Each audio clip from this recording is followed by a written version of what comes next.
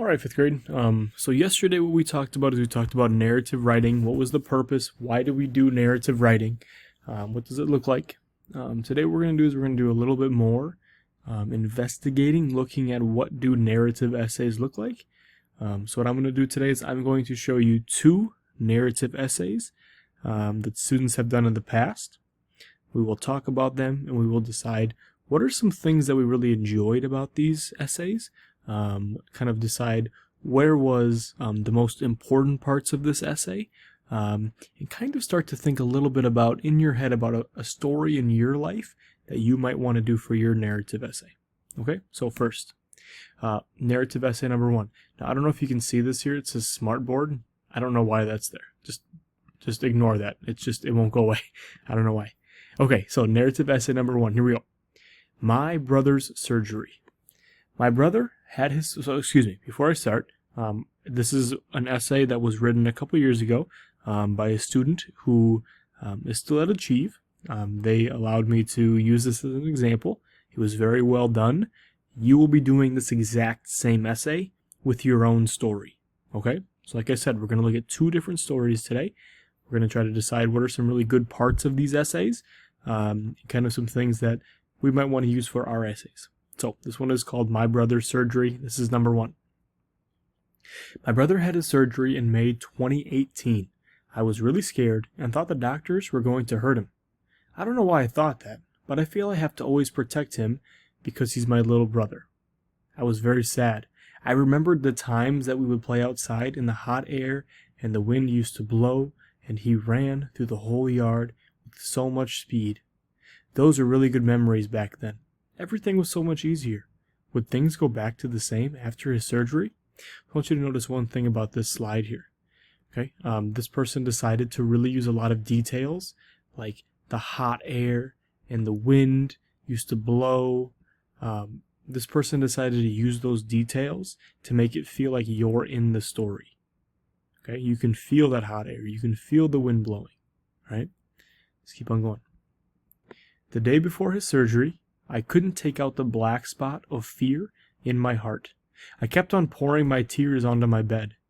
He went to Gillette Hospital, and the wait seemed like forever. I stayed home with my dad, and we waited by the phone. After 2 hours, the phone finally rang.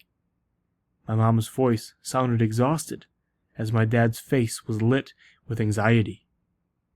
Mom said he was okay, and he was being really tough and brave. That really touched my heart. For the first time in months, I felt myself relax. 2 months and a half later, he started to walk. I remember the bright spring day that he took his first steps. My family and I were so excited, and my mom took a video and sent it to my dad.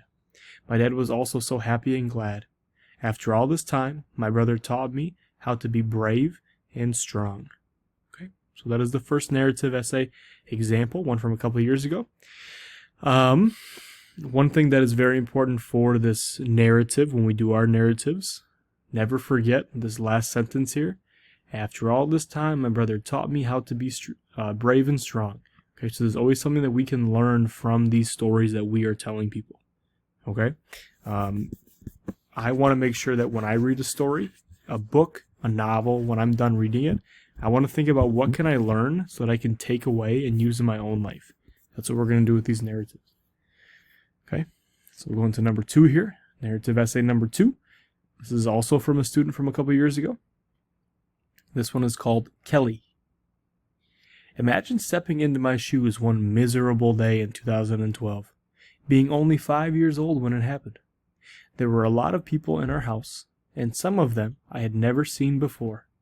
My mom was talking to them, and some of them started to cry. I knew my mom was cooking dinner because I could smell the delicious burgers from my room.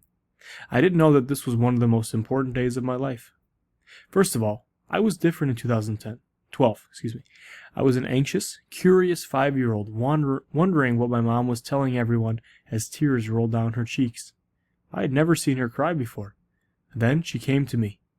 All these thoughts going through my head like, what's going on? What happened? Then the words started spilling out of her mouth.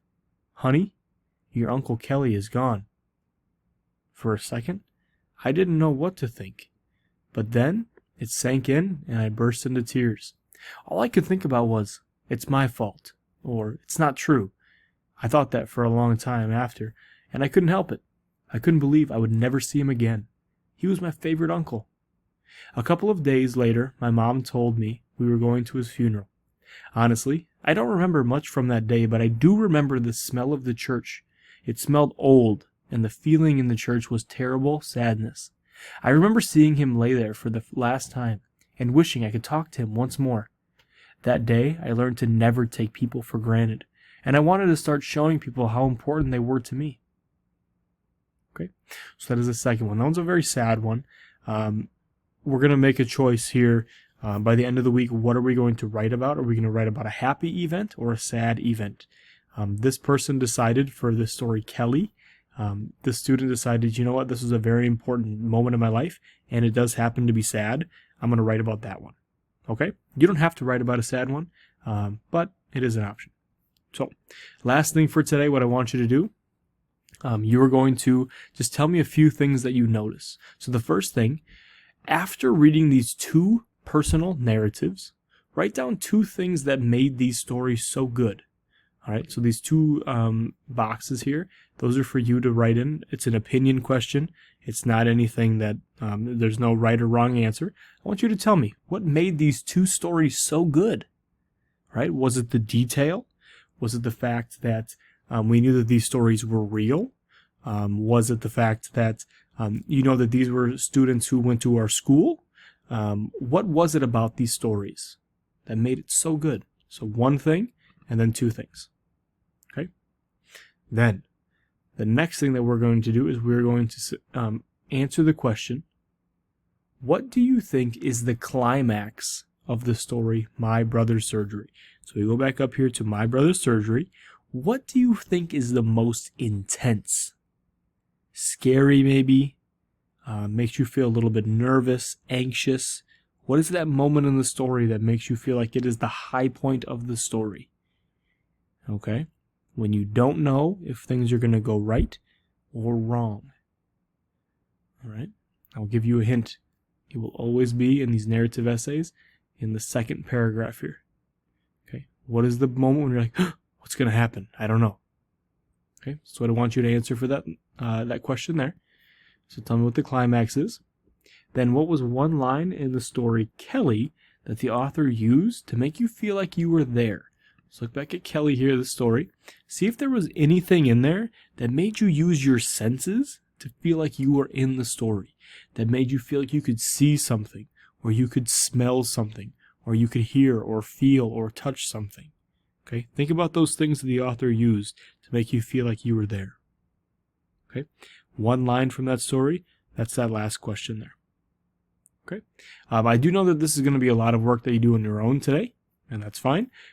If you have any questions about anything that is on this slide here, remember I have Google Meet office hours, help time from 10 a.m. to 11 a.m. Please come. We'll get this done together.